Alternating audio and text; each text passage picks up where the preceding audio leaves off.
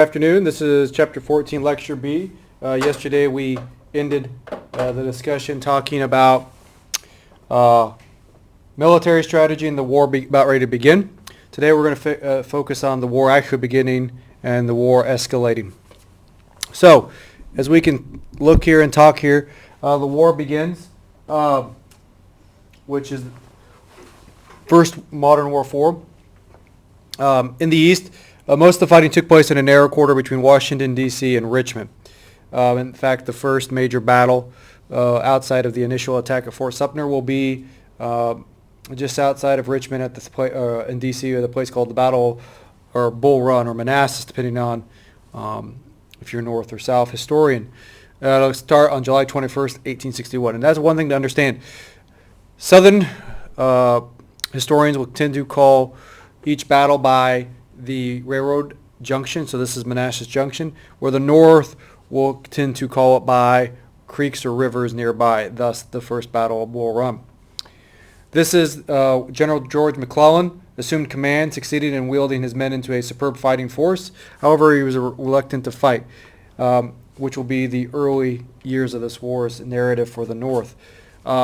Bull Run is a disaster for the North, though the South is not necessarily resoundingly great here either. Neither side was really, truly prepared for war.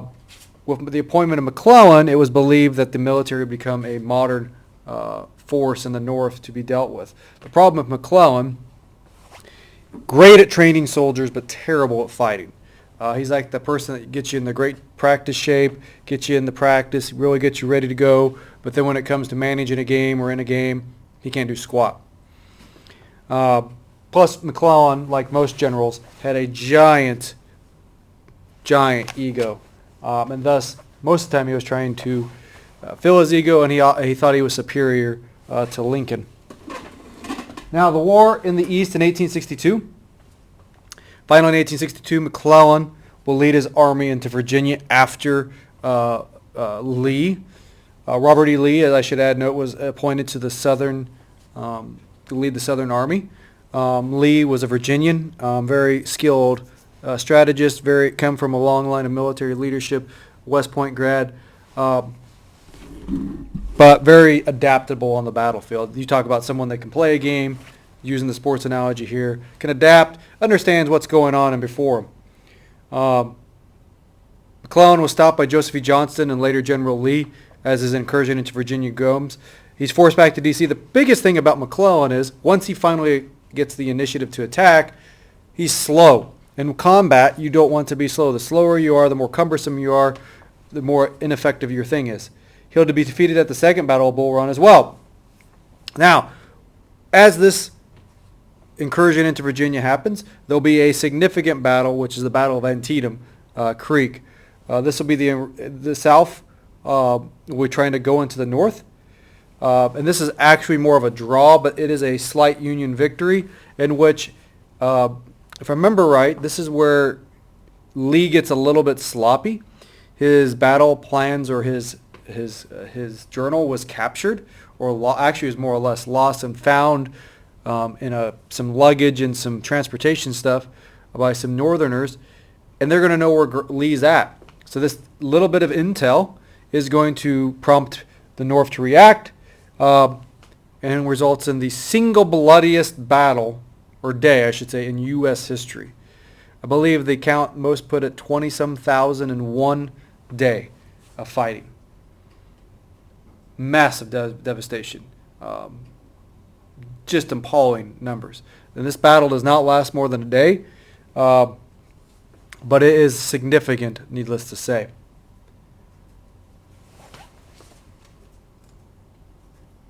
Now, moving on to the next slide, the war in the West.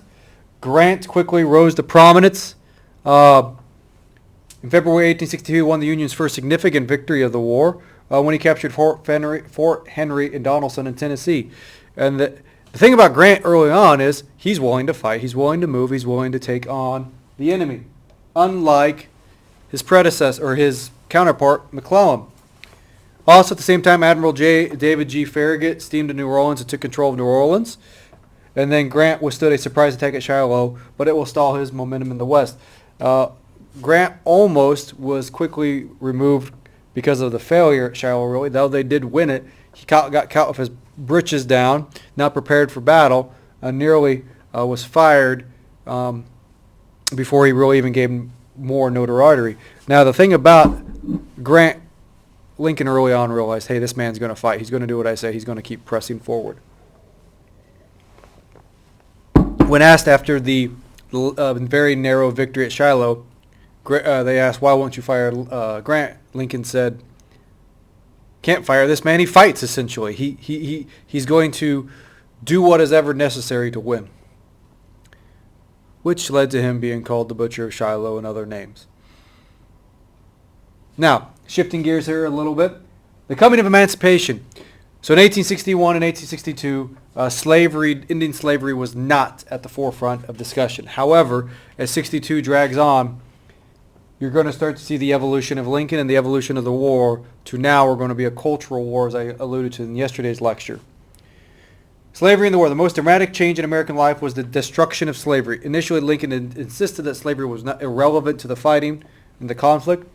This was to keep the border states of Delaware, Maryland, Kentucky, and Missouri in the Union. Lincoln feared he would drive the border states to the Confederacy if he made that the initial cause or even early on discussed. Early on, he affirmed the resolution of John C. Crittenden, no intention of interfering with slavery, but by early 1862, this started to change as slaves were being used for the war effort in the South to contribute as well. They'll be treated as contraband, and often they will be taken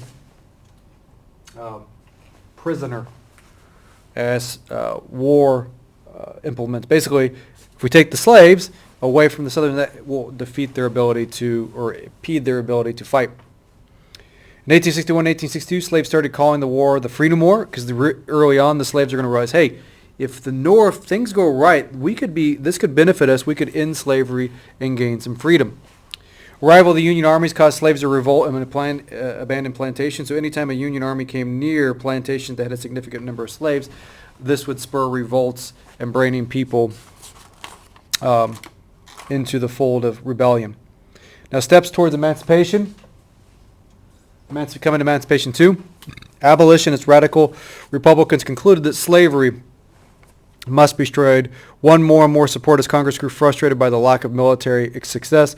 In March of 1862, Congress prohibited the return of fugitive slaves to the South. So now you're starting to see the slaves as a military objective. That is the initial thing that they start focusing on. Then came abolition in the District of Columbia. Second, Conflict liberated slaves and disloyal owners in the Union-occupied areas, as well as slaves who escaped to the Union lines. So you're starting to see the destruction of this traditional, long-established fugitive slave laws. Now, as a military goal, anything that deals with the South and slavery is a war aim, and thus they are starting to refuse to return slaves back to their owners. You're starting to see the trade abolition in the district, the capital. You're going to see the confiscation of slaves as the Union armies come in, or areas that are Union territory. In the coming months, they struggle to stop the emancipation debate, and you're going to start to see now what is this going to culminate in, and that is freeing all slaves in the areas of rebellion. John C. Fremont freed all the slaves of Missouri, rescinded by Lincoln due to the fear of border states leaving. However, he will meet with a black delegation of colonization, gave the money to a shady organization. Lincoln sees what's coming, and he's a very political-minded man. He realizes, I cannot afford at this point to drastically step out and free the slaves. I can't even yet free slaves in the South as a military order, but I might be able to if we wait long enough. In 62, when he met with a black delegation, he at that time foresaw the civil rights struggle that would come after the Civil War. He said, your best bet is you'll never truly be free here in the United States. So I'm not saying you can't be or shouldn't be, but I think if you go to elsewhere, maybe Liberia or another place and resettle, which is also known as colonization, which we talked about a couple chapters ago, that might be your best at freedom. However, the colonization process was a disaster, and then Lincoln will abandon that. The coming of emancipation. 3, Lincoln's decision. So, sometime in 1862, he concluded emancipation was necessary, abandoned the colonization aspect, probably because of its dismal failure. Waited till a Union victory, so not to seem desperate. Republicans faced losses in the election that year, tried to calm northern fears. In giving freedom to the slave, we assure freedom to the free, honorable alike in what we give and what we preserve. Thus, the Emancipation Proclamation, regardless of the political ends, becomes a central point by the end of 62. On January 1st, 1863, he signed the Emancipation Proclamation, a military order. Only areas of rebellion, not border states or the North, set off a sense of jubilation among the blacks and abolitionists. And once this gets circulated in the South, many in the South will be very excited. Marked a turning point in the war in Lincoln's thinking. He committed the government now to enlisting black soldiers in the Union Army, which they were more than happy to accommodate, and slavery's end would be immediate and not a gradual process. So thus, with the issuing of the Emancipation Proclamation, which came effective January 1st, he did not use it as much as a cultural piece as much as a military thing. We got to win the war in the South, and the way we're going to undermine them is we got to get rid of slavery. So it was a very carefully thought out political process.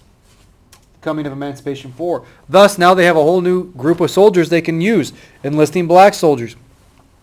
Black soldiers already served on naval ships, but now, at the start, no blacks could enlist in the military. Fears of whites serving along with blacks. But by this point, by 63, they're going to change. By the end of the war, more than 180,000 served in the Army, and 1/3 will die in battle. 54th Massachusetts Volunteers, led by Robert Gould Shaw, showed great ability to fight in the battle. This unit, the 54th, was very famously presented in the movie Glory with Matthew Broderick in the late 80s and early 90s. The movie brought great distinction to the 54th and other actors such as Morgan Freeman and Denzel Washington, among others, who played in this movie. As the Union marched south, raised 50 regiments of black soldiers, some 76,000 men in all. So now, by freeing the slaves in the South, giving the hopes in the North, now you're going to have way more men to draw upon, not to mention you're going to cause some chaos in the South. Slaves are going to be ecstatic. They're going to be wanting to leave now. The black soldier military service proved to be a liberating experience. Organized in segregated units, only white officers could lead them, and not until the end of the war did they receive equal pay. So for today's lesson, you can see that clearly the war aims of the North will evolve. Slavery was not initially a major cause or a motivation to change things, but you will see as a military perspective and a military order, they made that the aim, and that was how they could eventually get everyone to adopt to it, and then it's just kind of a snowball effect. So, as we get into the rest of this, we'll look at the Second Great American Awakening. We'll get into more of the war, the Confederate nation and its failures, and then the turning points and the end of the war as we move forward. Have a great day.